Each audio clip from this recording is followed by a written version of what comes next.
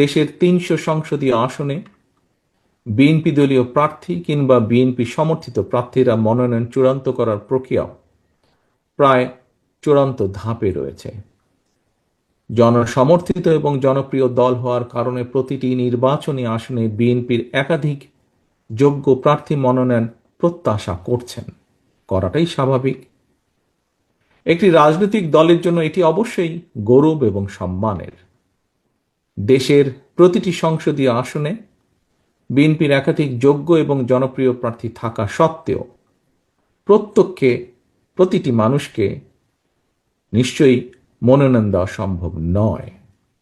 ভিন্ন রাজনৈতিক দলের যারা ফ্যাসিবাদ বিরোধী আন্দোলনে আমাদের সঙ্গে রাজপথের সঙ্গী ছিলেন, এমন প্রার্থীকেও বিএনপি সমর্থন দেওয়ার সিদ্ধান্ত নিয়েছে।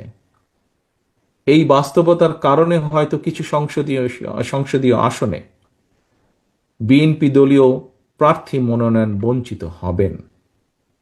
বিএনপির সর্বস্তরের নেতাকর্মী সমর্থকদের কাছে আমাদের প্রত্যাশা, দেশ এবং জনগণের বৃহত্তর স্বার্থে, গণতন্ত্রের স্বার্থে আপনারা এই বাস্তবতাটিকে মেনে নেবেন। দয়া করে দলের সিদ্ধান্তকেই চূড়ান্ত হিসাবে গণ্য করবেন।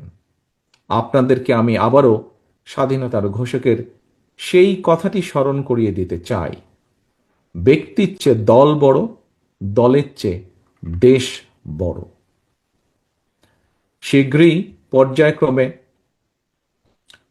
পর্যায়ক্রমে বিভিন্ন আসনে বিএনপির মনোনীত দলীয় প্রার্থীদের নাম আমরা জানিয়ে দেব দলের পক্ষ থেকে। দল যাকেই যে আসনে নমিনেশন দেবে বা দেয়, অনুগ্রহপূর্বক তাকে বিজয়ী করে আনার জন্য ঐক্যবদ্ধভাবে প্রত্যেকে বাংলাদেশ জাতীয়তাবাদী শক্তিতে বিশ্বাসী প্রতিটি মানুষ দয়া করে কাজ করবেন। মনে রাখবেন, আপনাদের চারপাশে সুপ্ত আকাঙ্ক্ষা নিয়ে গুপ্ত স্বৈরাচার কিন্তু ওত পেতে রয়েছে। সুতরাং আপনাদের নিজেদের মধ্যে রেষারেষি, বিবাদ, বিরোধ এমন পর্যায়ে নেওয়া ঠিক হবে না যাতে করে প্রতিপক্ষ আপনাদের মধ্যেকার বিরোধের সুযোগ নিতে পারে। আপনাদেরকে আরেকটি বিষয় আমি স্মরণ করে দিতে চাই। প্রতিটি সংসদীয় আসনে বিএনপির একাধিক প্রার্থী, আপনারা যারা নিজ নিজ এলাকায় জনগণের সমর্থন পেতে গণসংযোগ করছেন, আপনারা সবাই কিন্তু শেষ পর্যন্ত শহীদ জিয়ার অনুসারী, খালেদা জিয়ার সৈনিক, বিএনপির কর্মী, ধানের শীষের সমর্থক।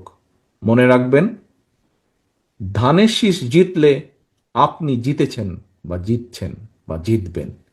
বিজয়ী হবেন দেশ এবং গণতন্ত্র। সবশেষে নেতাকর্মীদের প্রতি আমার আহ্বান,